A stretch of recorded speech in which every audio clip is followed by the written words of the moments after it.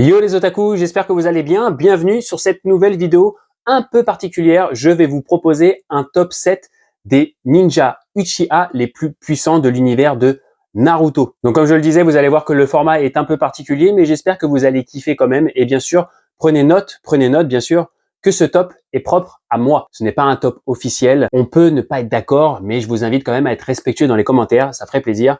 Même si on ne sera pas forcément d'accord sur certains choix. En tout cas, on peut quand même en parler dans les commentaires. Vous pouvez me donner votre point de vue en respectant les commentaires de chacun si vous rencontrez des gens qui ne sont pas d'accord avec vous. Avant de lancer le générique, je vous invite comme d'habitude à mettre un petit pouce bleu pour donner de la force à la vidéo, à vous abonner si ce n'est pas déjà fait et bien sûr en activant la cloche pour recevoir les notifications et mettez les notifications sur toutes. Bon visionnage!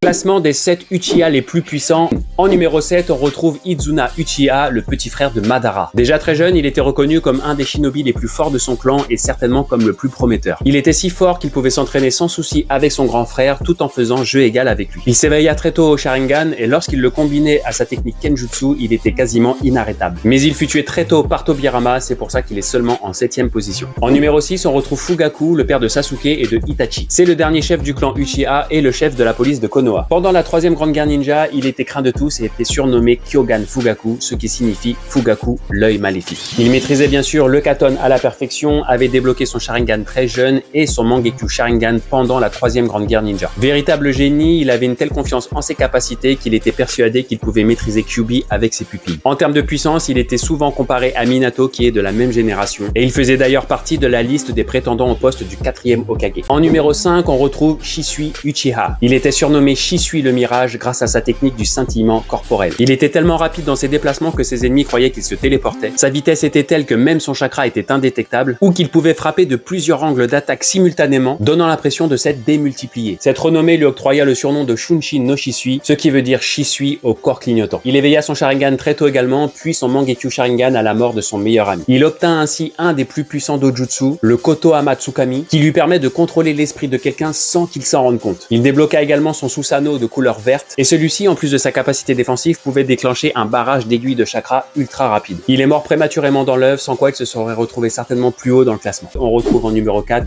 Obito Uchiha. Pas forcément un des Uchiha les plus prometteurs de sa génération, il débloque néanmoins son Sharingan à l'âge de 13 ans avant d'être laissé pour mort par Rin et Kakashi. À la mort de Rin, dont il était éperdument amoureux, il débloqua son Mangekyo Sharingan qui lui octroya la technique de Kamui. Cette technique lui permet d'aller ou d'envoyer ce qu'il veut dans un espace dimensionnel qui lui est propre, ce qui fait de lui un adversaire redoutable. Durant la 4e grande guerre ninja, il obtient le Rinnegan, grâce auquel il put maîtriser les techniques des Six Paths et contrôler Jubi avant d'en devenir le Jinchuriki. À ce stade, sa puissance dépassa tout entendement. Numéro 3, on retrouve Itachi Uchiha. Véritable génie, il devint génin à 7 ans, éveilla son Sharingan à 8 ans, Chunin à 10 ans et capitaine d'une section Anbu à 13 ans. À cet âge, il était déjà un expert en Katon et il débloqua son Mangekyo Sharingan à la mort de Shisui qu'il considéré comme son grand frère. Avec son Mangekyo Sharingan, il obtient une puissance phénoménale, faisant de lui un des plus grands experts en Genjutsu. Il put ainsi facilement vaincre Kakashi sans exploiter la pleine puissance de son Tsukuyomi, et il était craint de Orochimaru, un des 3 Sannin légendaires. Mais c'est pas tout, son Mangekyo Sharingan lui octroya également la technique de Amaterasu, les flammes noires qui ne s'éteignent jamais et pouvant brûler n'importe quoi. Enfin, Itachi avait un des plus puissants Susanoo, possédant l'épée de Totsuka pouvant sceller n'importe qui, ainsi que le miroir Yata pouvant refléter n'importe quelle attaque tout en changeant la nature de chakra. Itachi maîtrisait également la technique Izanami, capable d'enfermer un adversaire dans une boucle temporelle. Ses capacités le rendaient quasiment invincible. D'ailleurs, Itachi n'a perdu qu'un seul combat et c'était contre son petit frère Sasuke de manière intentionnelle et alors qu'il était déjà mourant d'une maladie. Kishimoto a lui-même d'ailleurs confirmé que Itachi était un des Uchiha les plus puissants de l'œuvre. En numéro 2,